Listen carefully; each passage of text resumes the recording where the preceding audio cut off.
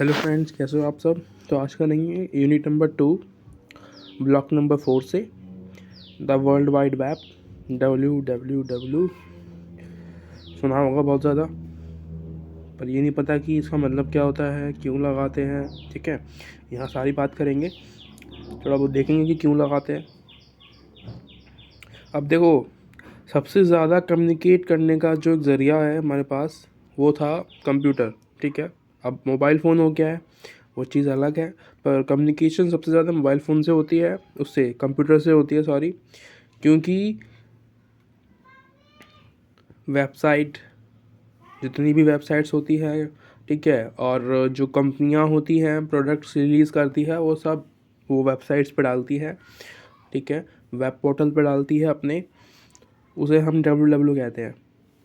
यहाँ तक समझ में आया होगा थोड़ा बहुत कि एक तरीके से मैं बोलूँ कि ये जो WWW है, ये एक तरीके से एक स्क्रीन है। ठीक है, जो हम इंटरनेट पे देखते हैं ना, जब भी हम इंटरनेट यूज़ कर रहे होते हैं, तो ये एक तरीके की स्क्रीन है जो हमारे सामने आती है। ठीक है, WWW। उससे अलग अगर बात करें तो हम नेटवर्किंग की बात करी हमने लास्ट चैप्टर में। इसमें हमने नेटवर्किंग के थोड़े और इम्पोर्टेंस के बारे में जानना है। ठीक है, चलते हैं फिर आगे। तो हमारा सेकंड जो है टॉपिक वो है द वर्ल्ड वाइड वेब। ठीक है, इसमें यहाँ से लेके फेस तक, ठीक है, कन्वेंशनल यहीं तक होगा शायद। तो यहाँ पे पढ़ो, our relationship are held together by speech, writing on paper, images on a screen, transmitted by satellite, links, words in text, messages on cell phones, and email as face to face conversation। देखो क्या बता रहा है यहाँ पे कि हमारी जो एक तरीके से हम जब टुगेदर होते हैं, जब हम बात कर रहे हैं, है ना, यानी कि मोबाइल फ़ोन से कर सकते हैं, स्पीच के द्वारा कर सकते हैं। जब हम स्पीच देते हैं, कोई नेता स्पीच देता है, ठीक है, जो पॉलिटिशियन होता है जब कोई स्पीच देता है तो वो रिकॉर्ड कर लेते हैं। रिकॉर्ड के बाद वो वायरल होती है, ठीक है, इंटरनेट पे डाला जाता है उसको। और अगर हम अलग कोई इन उसकी कम्युनिकेशन एक मीडियम की बात करें तो वो है हमारा राइटिंग, है ना, जैसे न्यूज़पेपर हो गया, हमने उसके बारे में बात कर रखी है, वो भी एक मीडियम है। इमेज एक मीडियम है। ठीक है, इमेज बहुत सारे शब्दों का बयान करती है, और ऐसे ही काफ़ी सारी चीज़ें हैं जिससे हम कम्युनिकेट कर सकते हैं, राइट। तो अगर हम यहाँ पे बात कर रहे हैं कम्युनिकेशन करने का, लेकिन किसके साथ, वर्ल्ड वाइड वेब के साथ। ठीक है, वर्ल्ड वाइड वेब से हम किस तरीके से कम्युनिकेट करते हैं, हम यहाँ पे वो पढ़ने वाले हैं बेसिकली। अब इसमें बहुत ज़्यादा मुझे एक्सप्लेन करने की ज़रूरत नहीं है। ठीक है, बहुत ज़्यादा एक्सप्लेन करने की ज़रूरत नहीं है, क्योंकि ये एक, हमने ना, देखो, टीवी पढ़ लिया, और हमने टेलीफोन पढ़ लिया, हमने न्यूज़पेपर पढ़ लिया, हमने रेडियो पढ़ लिया, ये सब मीडियम है। ठीक है, इंटरनेट पढ़ लिया, अब ये इंटरनेट का ही पार्ट है, तो इसको भी हम मीडियम ही बोलेंगे, है ना, क्योंकि इसके द्वारा हम बहुत सारी वेबसाइट से हम कम्युनिकेट कर पाते हैं।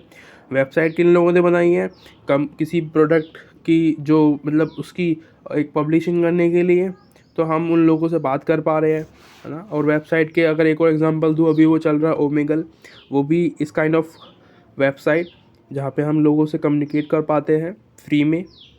तो यहाँ पे पढ़ो, the World Wide Web is the part of internet that is visible to us. It provides the face of this network and links the thousand of information. देखो, फेस की बात की थी मैंने कि ये फेस है, तो ये यहाँ पे मैंने बता दिया आपको कि ये किस तरीके से फेस है। अब यहाँ पे बात कर लेते हैं the web as a medium.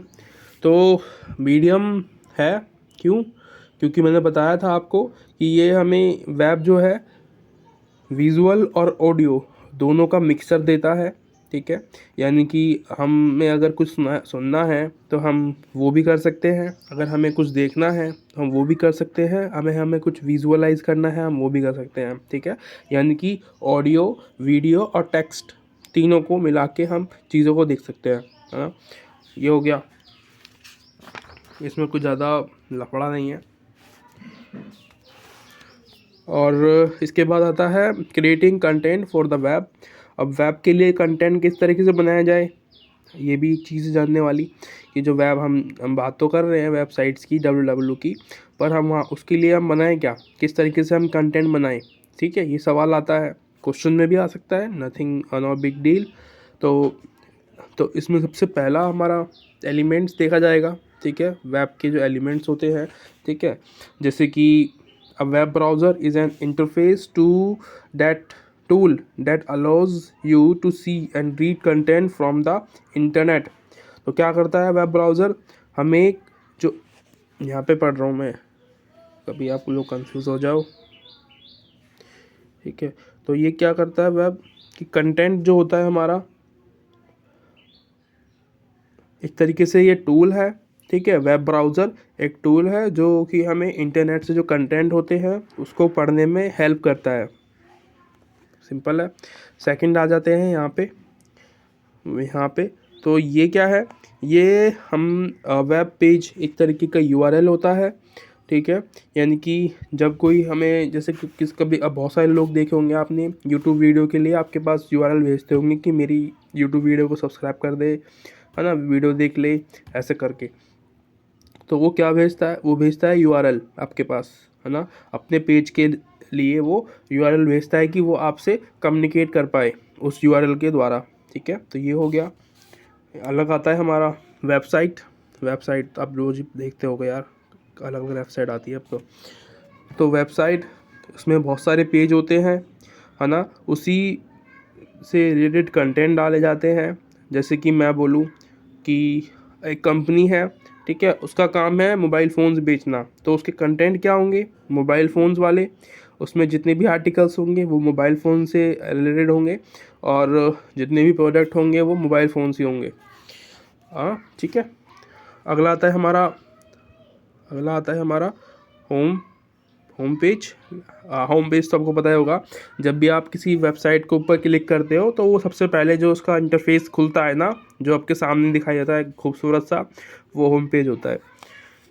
अगला आता है हमारा पोर्टल।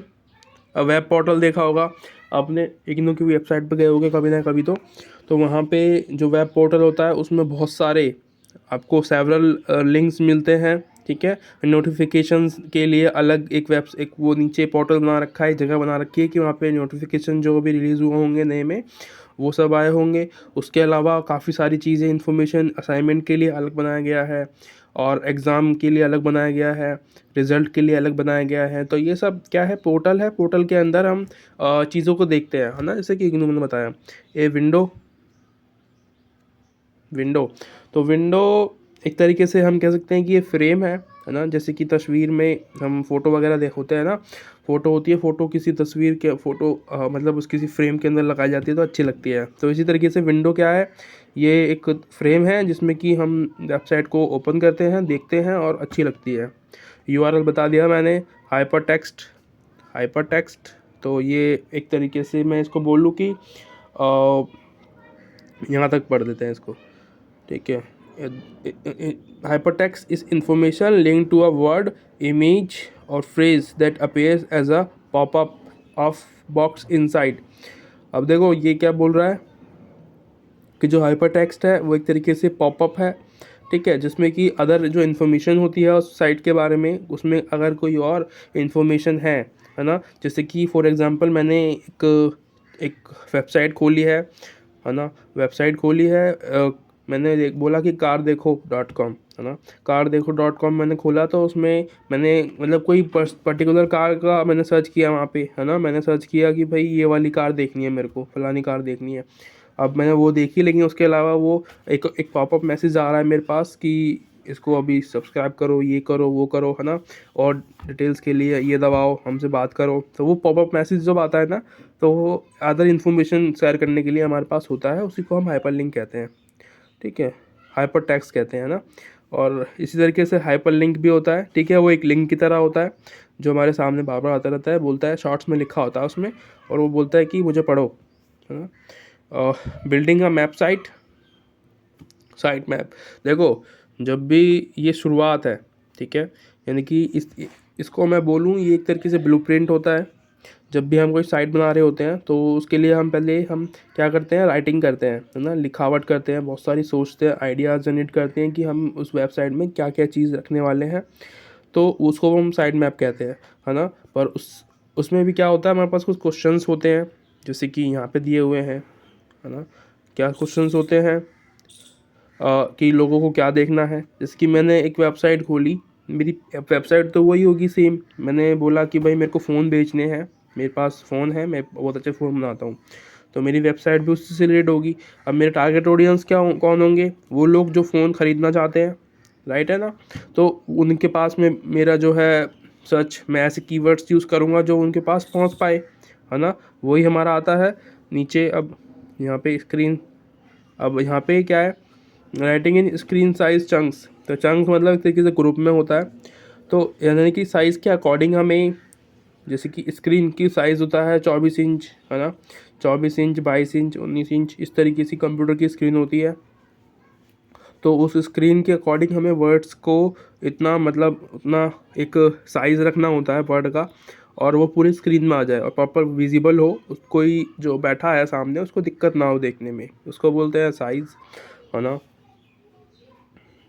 और जो चीज़ें हैं वो बहुत ज़्यादा छोटी या बड़ी नहीं होनी चाहिए, एक परफेक्ट साइज़ में होनी चाहिए। इसके अलावा आता है इस तरीके से, जैसे कि ये आपको स्क्रीन दिख रही है ना, ये स्क्रीन में इस तरीके से लिखा होगा, ठीक है जी। ये पूरी स्क्रीन है, मैंने मान लिया कि ये 24 इंच की स्क्रीन है। इस स्क्रीन में आपने ये सब देख लिया इस तरीके से। अब क्या करना है, इन्फॉर्मेशन इसमें क्या है, ये मोटा मोटा क्या है, इसमें पॉइंट्स दिए हुए हैं। आपको क्या करना होगा, जैसे कि मेरे को निकालना है एडवर्टाइजमेंट के बारे में, मैंने एडवर्टाइजमेंट पे क्लिक करा और वो खुल के आ जाएगा सामने, है ना। तो ये एक तरीके से स्क्रीन होती है। आगे चलते हैं, पॉपअप विंडो, जैसे बताया था मैंने पीछे हाइपर लिंक्स वाला, वही है ये पॉपअप विंडो। पॉपअप जब आती है निकल के सामने आपके, वो पॉपअप होती है ना, यानी कि अदर इन्फॉर्मेशन देने के लिए आपको, कि हमसे संपर्क करें, अपना फ़ोन नंबर डालें या ऐसे कुछ, ठीक है, या डिस्काउंट चल रहा है तो वो बताया जाता है वहाँ पे, अगर हम कार खरीदने जा रहे हैं तब। राइटिंग फॉर ब्राउज़र्स, तो ब्राउज़र के राइटिंग करने के लिए कुछ यहाँ पे पॉइंट्स दिए हुए हैं हमें। मेक इट स्कैनेबल, स्कैनेबल मतलब सर्चेबल बनाना होता है, ताकि जो लोग हैं, ठीक है, जो ऑडियंस है, हमें सर्च कर पाए इजीली, क्योंकि लाखों में करोड़ों में जो है वेबसाइट्स हैं इंटरनेट पे अवेलेबल, ब्राउज़र पे अवेलेबल वेबसाइट्स हैं। तो ऐसे हमें कीवर्ड्स यूज़ करने हैं जिससे कि हमारा जो वेबसाइट है वो रन में आ जाए, है ना, स्कैन कर ले आराम से कोई भी लोग। अगला आता है हमारा make good use of hyper links. तो हाइपर लिंक्स का गुड अच्छा यूज़ करना है हमको, है ना। यानी कि अगर कोई हमारे वेबसाइट पर अगर विज़िट करता है तो उसको ये भी बताना ज़रूरी है कि हमारी वेबसाइट पर और भी सर्विसेज अवेलेबल है, तो उसके लिए हम हाइपर लिंक का यूज़ करते हैं, है ना। बार बार वो पॉपअप करेगा और दिखाएगा कि हाँ हमारे पास ये सर्विसेज भी हैं, आप चाहो तो ले सकते हो। प्रोवाइड सफिशिएंट कंटेंट, अच्छे से कंटेंट आपको प्रोवाइड कराने हैं, ठीक है, इनफ होने चाहिए, ताकि जो व्यक्ति है वो नेक्स्ट टाइम भी उस वेबसाइट पे विज़िट कर पाए, ठीक है। अगला है हमारा नो योर पोटेंशियल ऑडियंस। तो सबसे ज़रूरी तो यही होता है कि आपको अपने ऑडियंस पता होनी चाहिए कि कौन है, ठीक है, किस तरीके की ऑडियंस आपको टारगेट करेगी या आपको टारगेट करना है, ठीक है, ताकि लोगों को आपको सर्च करने में दिक्कत ना आए। तो ये होता है हमारा चैप्टर नंबर 2 ब्लॉक नंबर 4 से। Thank you so much for watching, next video में मिलते हैं, बाय बाय।